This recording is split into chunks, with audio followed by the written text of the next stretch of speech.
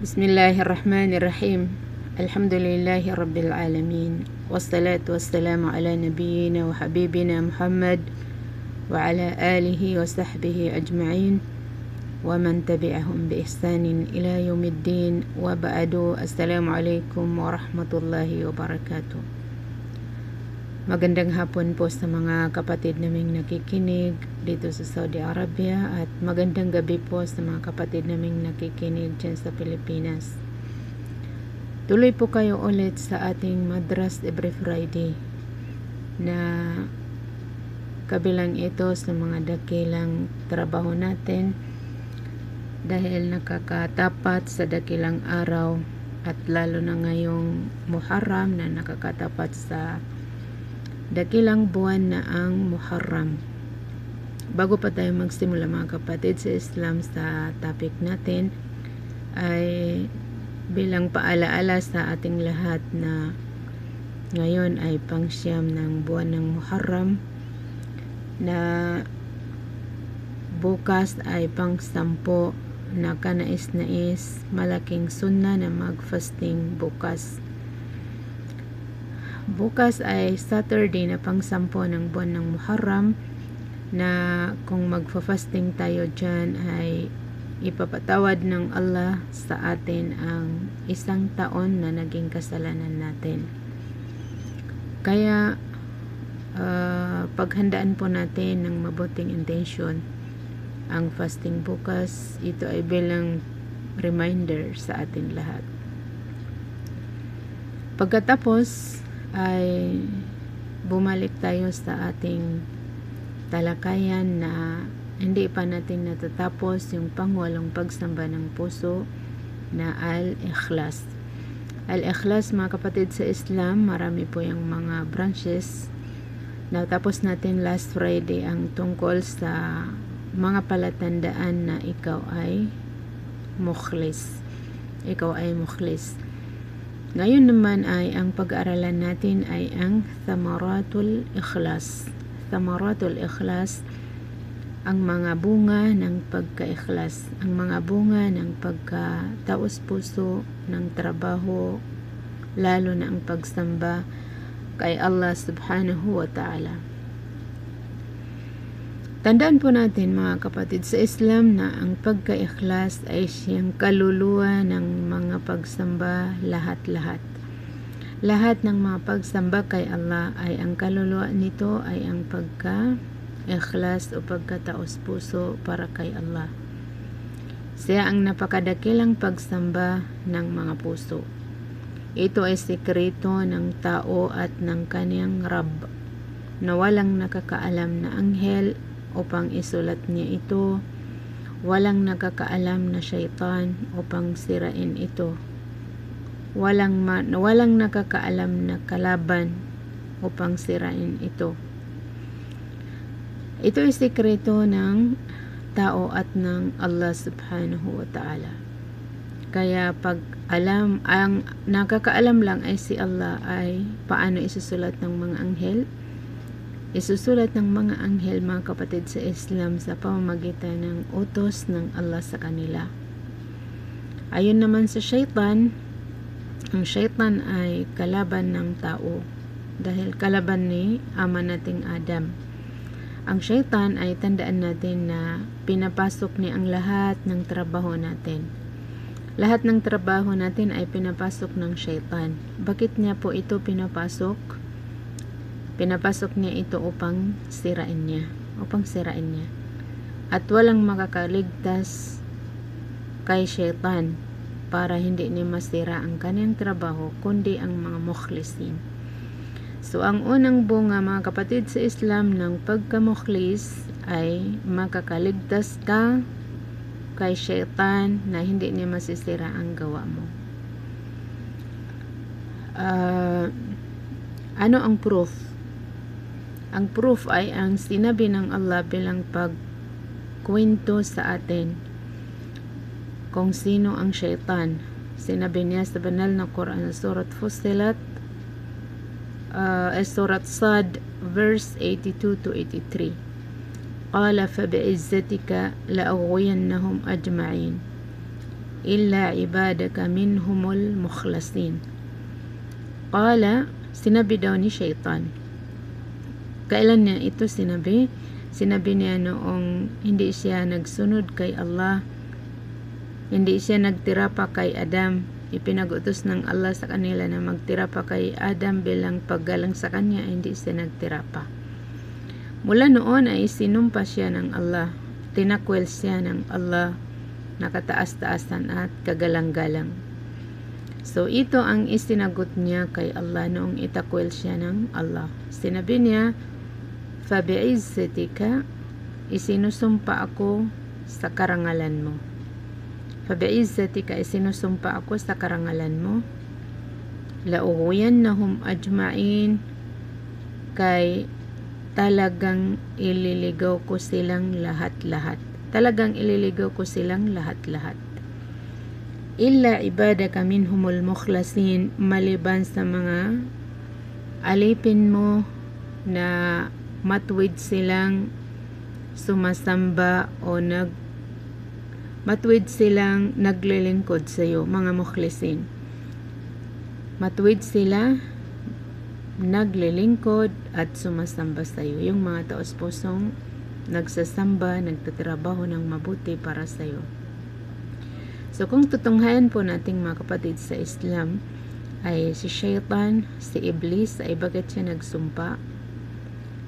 Nagsumpa siya bilang pagpatutuo na talagang sinisigurado niyang liligawin niya ang lahat ng tao. Lahat ng tao ay sinisigurado ni Iblis, sinisigurado ni Shaitan na ililigaw niya silang lahat. Bakit niya sila ililigaw lahat? Dahil sa kanyang galit sa mga tao. Itinakwil siya ng Allah dahil sa hindi niya pagsunod, hindi niya pagtira pa sa tao, sa ama nating Adam. So siya ay gaganti. Mula noon ay galit siya sa mga tao, hanggang sa dulo ng mundo ay kaaway natin siya. Kaya isinumpa niya sa harap ng Allah na lahat ng tao ay sinisigurado niyang ililigaw niya silang lahat-lahat, walang exempted. So ang exempted lang dito ay sinabi niya na illa ibadaka minhumul mukhlasin, maliban lang sa mga alipin mo. So sino lang ang hindi maliligaw ng Shaitan? Ang hindi lang po niya maliligaw ay ang mga taong mga mukhlisin.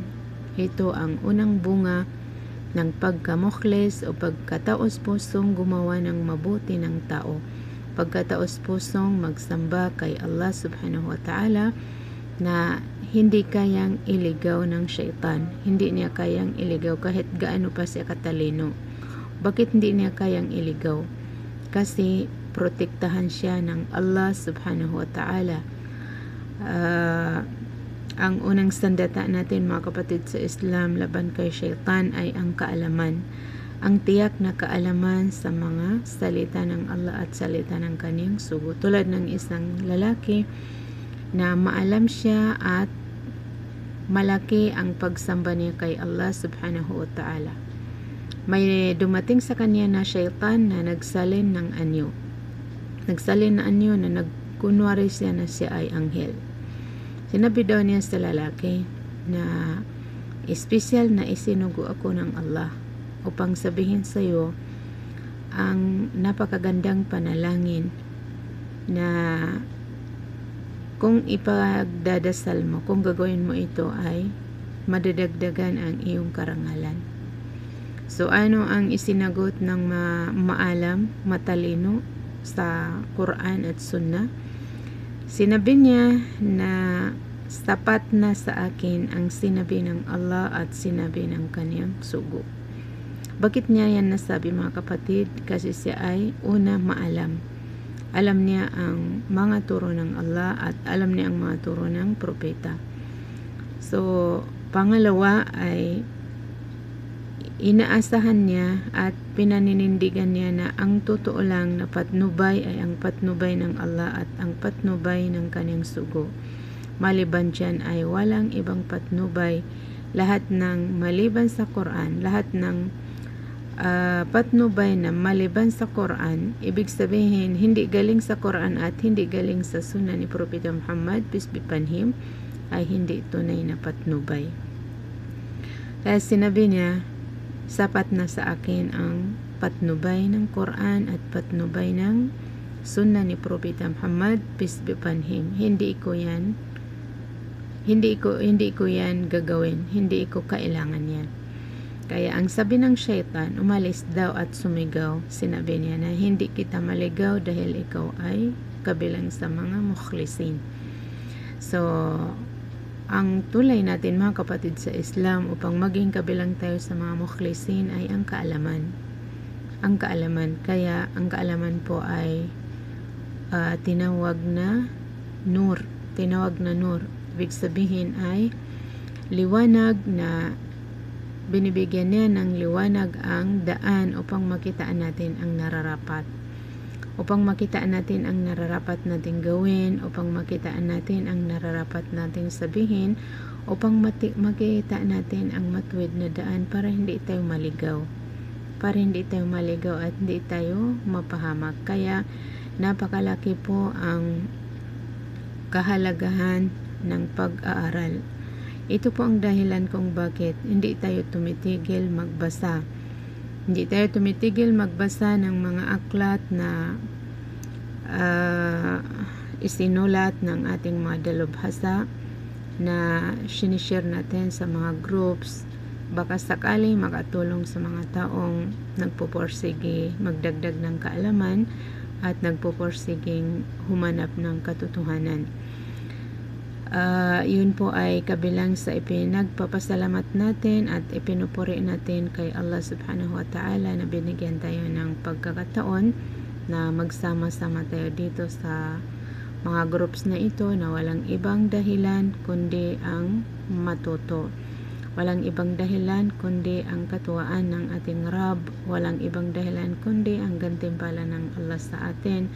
Kaya naway gantimpalaan kayo lahat ng Allah at pagpalain niya sa inyong mga buhay at sa inyong mga pamilya. Naway maging kabilang tayo sa mga taong mga mukhlisin na hindi kailanman maligaw ng syaitan. Pangalawang bunga ng pagka-ikhlas mga kapatid sa Islam ay ito ang pinakamalaking pundasyon upang maging maganda ang ating ibada na al-ihsan.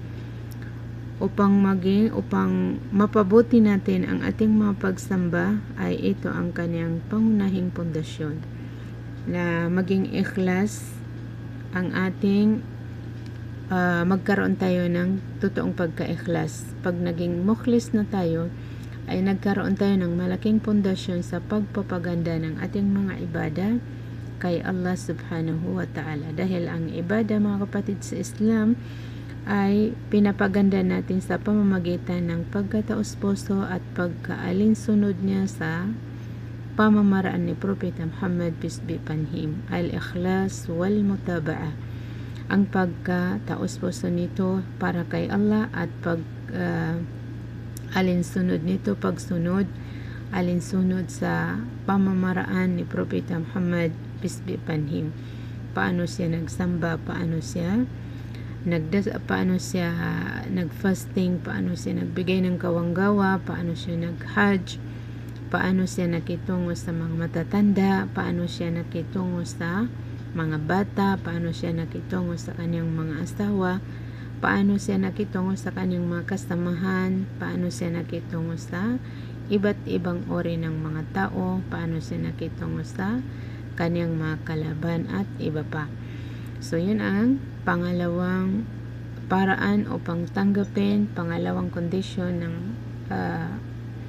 Allah upang tanggapin sa atin ang ating mga pagsamba at iba pang mga mabubuting gawa. Sinabi ng Allah sa Suratul Kahf verse 110. Lagi po natin ito nababasa. Yung mga bumabasa ng Suratul Kahf every Friday ay tiyak na alam ninyo ito at maaari pang mores ninyo ito. At habang binabasa po natin ito ay alalahanin natin na ang dalang mensahe ng verse na ito ay maging mukhlis tayo. maging mukhlis tayo upang sa ganon ay mabuo ang ating mabuting ibada, mabuo ang ihsan sa ating ibada, na yun ang pinakamataas na antas ng mga pangkat ng relihiyon, na al-ihsan, na ang ibig sabihin ng al-ihsan ay ang sambahin mo ang Allah na parang nakikita ka niya. Parang nakikita ka ng Allah, at kung hindi ka aabot doon ay tiyakin mo na tunay na tinitingnan ka ng Allah subhanahu wa ta'ala. Al-ihsanu an ta'budallaha ka'annaka tarahu. Ang pagsamba, ang ihsan ay ang pagsamba kay Allah na parang nakikita mo siya. Tuwing ginagawa mo ang ginagawa mo ay tiyakin mo na parang nakikita mo ang Allah subhanahu wa ta'ala. Kung hindi ka abot doon ay tiyakin mo na tunay na tinitingnan ka ng Allah subhanahu wa ta'ala. Sinabi niya, "Qul innama ana bashar." Sabihin mo, o sugo, na ako ay isang tao lamang. Ako ay isang tao lamang tulad ninyo. Wala akong katangian na pagka-Diyos. Wala akong katangian na pagka-anghel. Ako ay isang tao lamang na tulad ninyo, mithlukum. Yuha ilayya, na ipinapahayag sa akin. Sinong nagpapahayag sa kanya?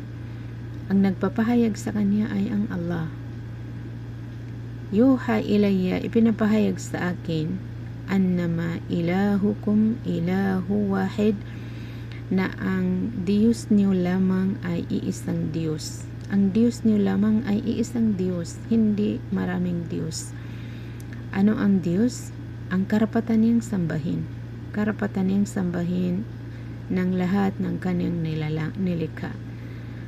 Ipinahayag sa akin na ang Diyos ninyo lamang ay iisang Diyos. Sino po yan? Yun ang Allah. Faman kana yarju liqa'a rabbih, kaya sinuman ang taong nais niya, pangarap niya, na maipagtagpo niya ang kanyang Rabb, ang kanyang Diyos, falyamal amalan saliha, ay kailangan niya gumawa ng mabuting gawa. Kailangan niya gumawa ng mabuting gawa. Gawin niya ang mga mabubuting gawa. Ito ay common noun, mga kapatid, sa Islam. Na ang common noun, alam natin ang common na kahit ano, basta mabuting gawa, ay kailangan natin gawin kung gusto natin at nais natin maipagtagpo ang Allah sa paraiso. Kasi ang mga taong maipagtagpo nila ang Allah ay saan nila maipagtagpo? Maipagtagpo nila sa paraiso. Ang taong maiimpierno ay hindi nila maipagtagpo doon ang Allah. Ang maipagtagpo nila doon ay ang mga kaparusahan, iba't ibang uri ng kaparusahan, at ang mga anghel na inassign doon ng Allah, na mga anghel silang walang awa, walang nilagay sa kanilang kalooban, kanilang puso, na kahit konting katiting na awa sa mga taong paparusahan nila. Kailangan niya gumawa ng mga mabubuting gawa. Wala yushrik biibadati rabbih ahada, at kailangan niyang hindi ipagtambal. Kailangan niyang wag niya bigyan ng kahati ang Allah sa kaniyang mga pagsamba. Wag niya bigyan ng kahati sa kaniyang pagsamba ang kaniyang Rabb, na ang Allah kahit isa. Wala yushrik biibadati rabbih ahada. Wag niya bigyan ng kahit isang kahati ang Allah sa kaniyang pagsamba. So, ibig sabihin, kailangan niya maging taos puso kay Allah. Ang synonym ng wala yushrik biibadati rabbih ahada ay ang maging taos puso siya kay Allah. Huwag niya bigyan ng kahati, huwag niya haluan ng ibang purpose, huwag niyang haluan ang kanyang ginagawang mabuti ng iba pang purpose, tulad ng pakitang tao, tulad ng personal interest, o tulad ng ganito ganyan. Basta mga pagsamba, mga kapatid sa Islam, ay once na nahaluan ito ng iba, ay hindi ito nabubuong ibada, nasisira ito. Napag-aralan natin yung mga nakakasira sa pagsamba, na ang pakitang tao, ang shirk, at ang ujub. Ibig sabihin ng ujub ay ang paghanga sa sarili, at iba pa.